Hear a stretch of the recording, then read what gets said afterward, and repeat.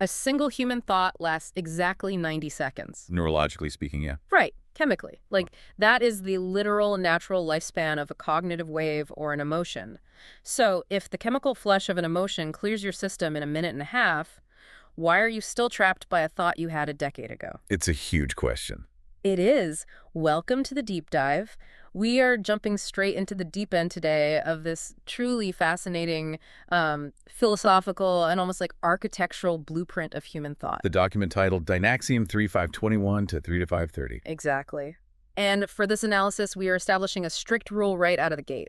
To fully track how the author's concepts evolve, we will explicitly reference the entry numbers and the specific dates attached to them as we pull this material apart. I mean, the structure of this document really demands that level of precision. Yeah. It builds this escalating argument about technology, creation, and human agency, just piece by piece. Right. And if we untether ourselves from the sequential framework of the entries, we completely lose the underlying logic of the insights.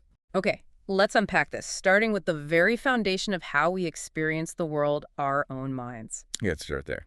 So, we look at entry 3521, and the premise hits hard. It states that life isn't just about what you do with it. It is about what you do with your mind. But then the author drops this crucial, almost unsettling distinction. Right, the twist. That sometimes it is about what the mind does with you. Yeah. I really want to understand the mechanics here. Like, who is actually in the driver's seat? Well, it forces a fundamental inversion of how we perceive our own agency, right? We walk around assuming we are the ones steering the ship. That we're in control. Exactly. Directing our thoughts like a spotlight onto whatever we choose to focus on. But this entry argues that the mind has its own autonomous momentum. And it's a powerful momentum. Oh, absolutely.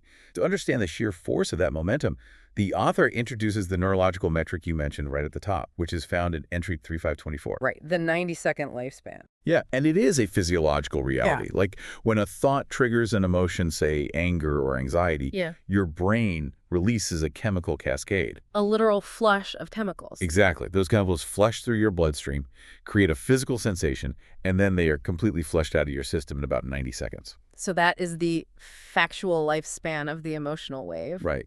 Yet entry 3524 points out the real human tragedy here. Some of these 90-second thoughts end up lasting 90 years. Wow. We end up recycling them, re-triggering them, 90 times a day. It sounds exactly like a memory leak in a computer program. Oh, that's a good way to put it. Right. Because a script is supposed to run, perform a single task, like fetch a piece of data and then close. And it takes minimal resources. But it doesn't close. Exactly. Right. Because of a trauma or some glitch in our psychological code, the brain fails to close the script. It gets stuck. Because loops. Yeah, it keeps pinging the processor, demanding memory, re-triggering that chemical dump over and over, draining the battery until the whole system completely crashes. So, if our minds are trapped in these autonomous 90-year memory leaks, replaying narratives we don't even want to be thinking about, are we actually driving the car at all? What's fascinating here is how the document resolves that question of agency by looking outward rather than inward. The author actually laid the groundwork for this answer decades ago. If we jump to entry 3522, it is vital to note the date here, 1991. Wow, 1991. Over 3 decades ago, long before the internet became what it is today, this entry declared, and I quote, "You are not the sculptor of your own life, but rather the clay in the hands of everyone." 1991. I mean, that is staggering. It really is. Long before social media algorithms were literally designed to shape our behaviors and keep our attention hostage, they were talking about this. And it completely reframes the internal struggle you just described. Why do we have these recurring 90-second thought loops that drain our mental battery? Because we're the clay. Because we are porous, we are clay. The hands of society, culture, our daily interactions, they are constantly pressing into us, leaving fingerprints. So the memory leak isn't even always our own code. Exactly. We hold on to this romantic notion that we are chiseling our own destiny out of a block of solid marble. But this 1991 entry argues we are a highly malleable substance. The thoughts that loop endlessly in your head often didn't even originate with your own internal script. They were pressed into your clay by someone else's hands. But wait, if we follow that logic, I feel like we run into a massive contradiction. If we are all shaped by the same societal hands, like if we are all made of the exact same clay, watching the same news, experiencing the same cultural moments, Why is human experience so violently divided? Ah, right. Shouldn't we have a relatively unified perspective if the same hands are molding us? The author anticipates that exact contradiction and addresses it by introducing the subjective lens of reality in entry 3525. Okay, what does that say? The text states plainly, there are as many ways to see the world as there are people in the world. And the underlying mechanism for this extreme division comes down to a philosophical concept known as the riddle of qualia. Qualia. I've heard the term thrown around in neuroscience debates, but I need you to break down exactly what it means in this context. Sure. So qualia refers to the raw, deeply subjective feel of a sensation. The riddle is the inexplicable gap between the first-person experience and the cold, third-person scientific reality. The document uses some brilliant, highly specific examples to illustrate this. Like what? Think about the subjective quality of experiencing the color red, or the sharp, agonizing sensation of pain, or, my favorite, the rich, decadent taste of gnocchi with truffles. Okay, so if I am eating the gnocchi, my first-person experience is vivid. It's emotional, it's instantaneous comfort. Precisely. But the third-person scientific account of you eating that gnocchi is entirely sterile. Just biology. Yeah, a scientist can perfectly map your taste buds reacting. They can track the olfactory receptors firing in your nose and measure the electrical impulses shooting up your vagus nerve to the brain. They can give me the chemical breakdown of the truffle. Exactly. They can define the exact chemical makeup. But that sterile scientific map cannot capture the feel of the gnocchi. Right. How do physical electrical currents in your biology translate into the invisible, deeply emotional fabric of a subjective feeling? Science maps the wiring, but it cannot touch the qualia. It misses the magic. Yes, that entirely unique feeling is what makes us fundamentally individual, even if society is molding us like clay. Here's where it gets really interesting, though, because the source takes this riddle of qualia and stretches it into a wild, almost science fiction hypothetical. Because? Entry 3525 poses a question that just stops you in your tracks. What if there was a pharmaceutical, a pill as common and accessible as aspirin, or even a food substance that could instantly create a parity of viewpoints? Fascinating thought experiment. What if you could ingest something and suddenly, chemically experience the exact same qualia as someone else? And the specific application the document suggests for this hypothetical substance is whether it would resolve political divisiveness. Right. And you have to imagine the mechanics of that. Taking a pill and suddenly feeling the exact emotional weight, the raw sensory reality of your political opponent's lived experience. Literally stepping into their nervous system. Yeah. The fear they feel, the comfort they seek you, would feel their qualia as if it were your own. Now, we need to be exceptionally clear about what the text is doing here. The source is absolutely not advocating for a specific political ideology. It is strictly neutral. Extremely neutral. Right. It doesn't suggest one side of the political spectrum needs to be educated by the other, nor does it assign moral superiority. Entry 3525 is a purely philosophical thought experiment about the biological mechanics of empathy. Just the mechanics. Yes, the argument is that political divisiveness isn't just a surface-level disagreement over facts and figures. It is a fundamental clash of qualia. We are quite literally feeling the world differently at a sensory level. We don't have the same baseline. Exactly.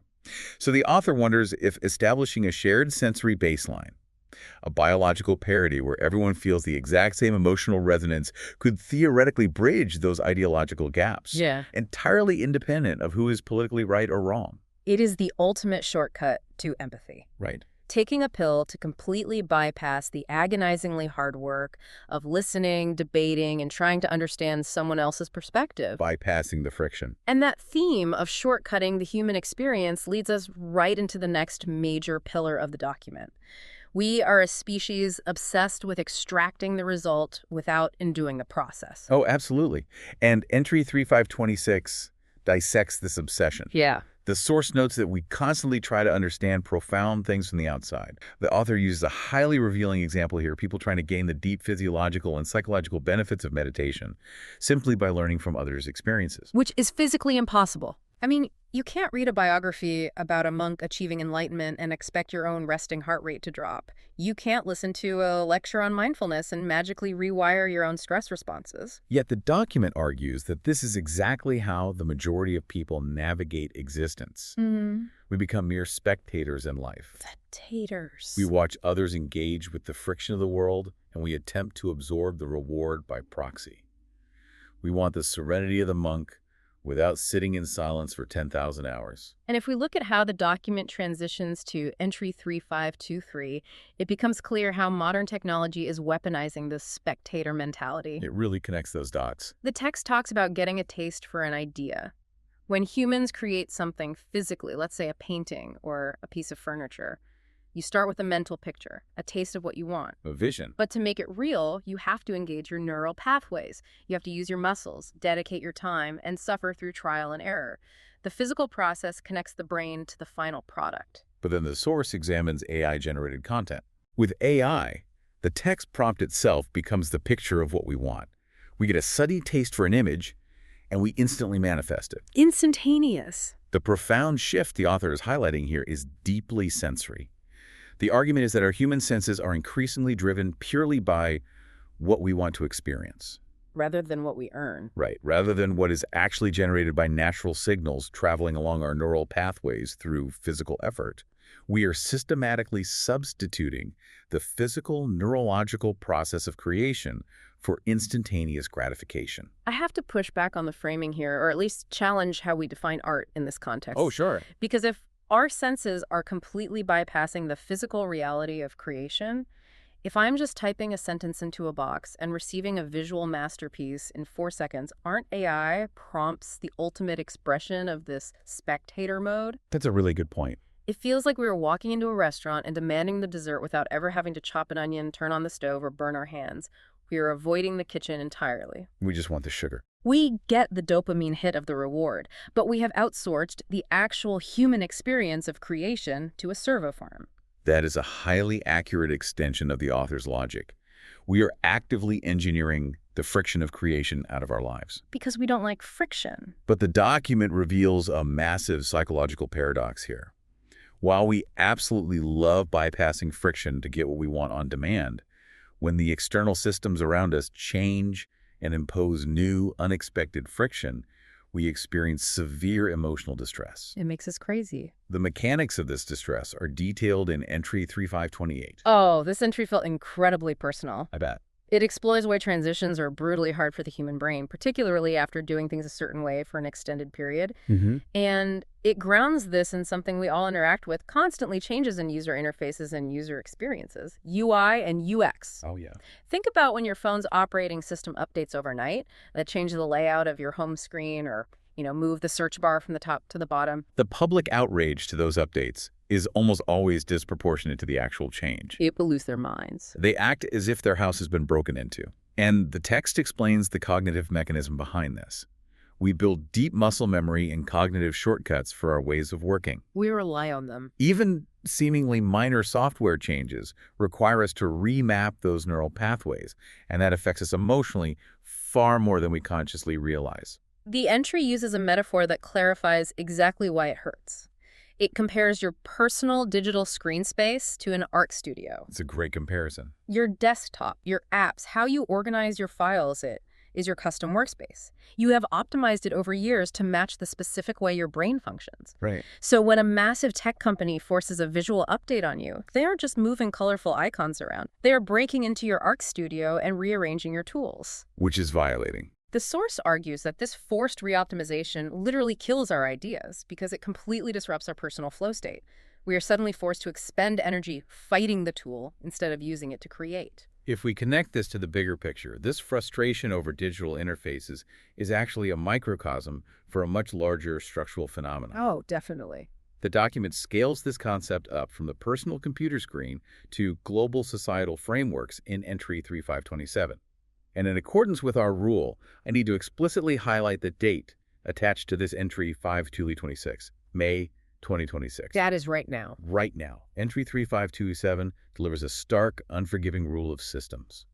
And it states, you can't start with deregulation and regulate later because after years with no guardrails, people will rail against them. The logic maps perfectly onto the UX Art Studio metaphor. It is the exact same human psychology, just applied to macro systems. Right. Think of an emerging digital market or a new economic sector like a massive empty warehouse. Deregulation means there are no walls. Zero rules. So users and businesses move in and build highly customized, hyper-efficient assembly lines.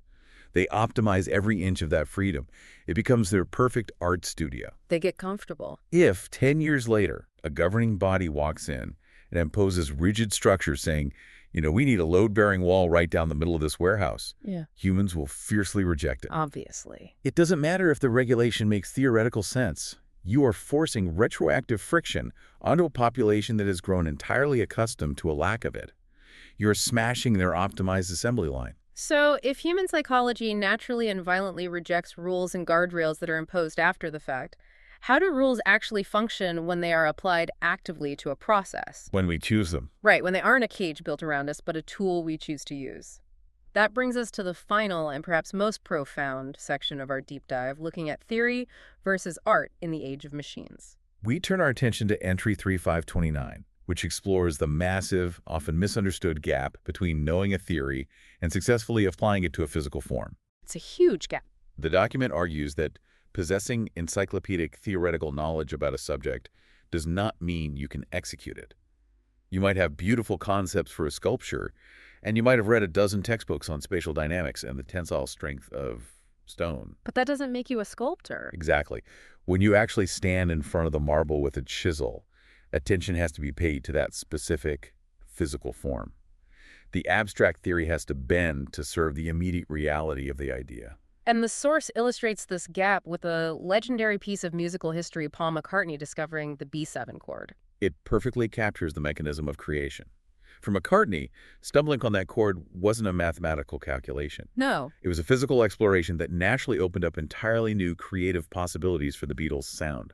The text points out that years later, a musicologist could analyze that song, apply strict music theory, and define that B7 as the dominant chord in E minor. They could write a thesis on its functional harmony. But for the artist in the physical moment of creation, the harmony was simply used in the flow of the work. It was the body and the ear working together, where theory was unconsciously serving the art. This logic leads the author to define a specific musical genre in a way that completely changes how you hear it. The document breaks down jazz. It is a brilliant deconstruction of how rules and freedom coexist. Entry 3529 explains that jazz is inherently harmonic, meaning it operates vertically. Strict, complex music theory dictates its underlying chord structures. The guardrails. Right. But the magic, the part we react to emotionally, happens horizontally. It is the improvisation that rides over the top of those rigid vertical structures in real time. It's moving forward while respecting the rules below it. The jazz musician is constantly utilizing a massive theoretical toolbox, deciding at a fraction of a second when to apply the rules, when to bend them, and when to break them entirely. Therefore, heavy theory is being applied actively and constantly throughout jazz music. It's incredibly dense. The source concludes with a beautiful paradox. It says, jazz sounds like art, but it's really more like a science. So what does this all mean when we bring AI back into the equation? The text sets up a stark, undeniable contrast. Jazz requires immense, internalized theoretical knowledge science applied physically in real time. Real human struggle. But AI-generated music. The source points out the ultimate irony. AI requires absolutely zero theoretical knowledge to operate. None at all. And AI doesn't understand functional harmony or dominant chords. It is just pattern matching. It is generating the aesthetic of jazz without any entity applying scientific knowledge in real time. There's no process. There is no biological struggle, no science happening in the mind of a creator. Therefore, to the human listener consuming it, it is surprisingly purely art, divorced completely from process. This raises an important question, and it is the precise, lingering question the document leaves us to grapple with in entry 530. If our technology is now fully capable of stripping away the science, eliminating the need for deep theoretical knowledge, and completely bypassing the physical friction of creation, what happens to the human creator? The author says they experience a deep sense of mourning. Entry 3530 states it clearly. As an artist, you at some point have to feel nostalgic or homesick for things you used to do, as much as you're excited about future possibilities. Homesick for the work. When you remove the friction, when you remove the need to struggle with the theoretical toolbox and the physical medium, you lose a fundamental piece of the human experience. It makes perfect neurological and psychological sense why an artist would feel profoundly homesick for the old, difficult, heavily friction ways of doing things, even while looking at the unimaginable speed and potential of our technological future. We have covered a massive amount of conceptual ground today. Let's pull the thread through all of it. Good idea. We started with those autonomous 90-second chemical thought loops that can glitch like a memory leak and control our minds for 90 years. We moved into the fact that society molds us like clay. Yet we remain divided by the riddle of qualia, our intensely subjective first-person experiences, and that wild hypothetical pill that could force a biological parody of empathy. Right. We explored our deep-seated desire to be spectators, shortcutting the physical work of creation through AI prompts, while simultaneously experiencing profound emotional distress when software updates or retroactive societal regulations impose sudden friction on our highly optimized workflows. Transition from the art studio to the warehouse. Exactly. And finally, we looked at the friction between the applied real-time science of jazz and the theoryless instant gratification of AI-generated art, leading to a deep, inescapable nostalgia for the struggle of the process itself. It is a profound, cohesive look at how we navigate agency, subjective experience, and the act of creation in a world that is desperately trying to engineer away all of its friction. Which leaves you, listening right now, with one final thing to mull over. We opened by comparing the mind's recurring thoughts to a software bug phantom code running in the background, keeping us trapped in loops we didn't consciously write. Yeah. But now, we are actively building external technology that can bypass the science of creation entirely, giving us instantly what we have a taste for, without requiring a single drop of sweat. If our internal operating systems are prone to running on loops we didn't design, and our external world is designed to eliminate all friction and effort from our lives, will the future of your human identity be defined not by what you achieve, but by the struggles and processes you intentionally choose not to bypass? When the entire world goes frictionless, what is the bug, the difficulty, the friction that you will actively choose to keep in your own life?